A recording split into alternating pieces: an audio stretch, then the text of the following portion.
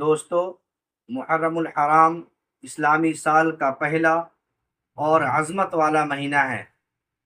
نبی پاک علیہ الصلاۃ والسلام نے رمضان کے بعد سب سے افضل روزے محرم الحرام کے روزے کو قرار دیا۔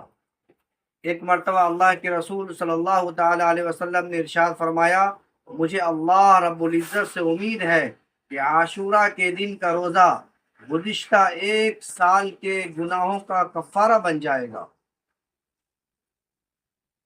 9 اور 10 کا روزہ رکھیں۔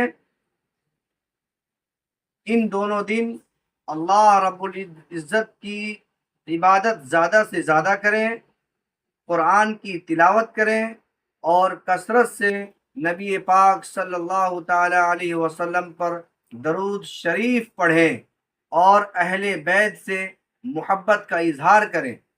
اگر آپ کو یہ ویڈیو پسند آئے تو لائک کیجئے، شیئر کیجئے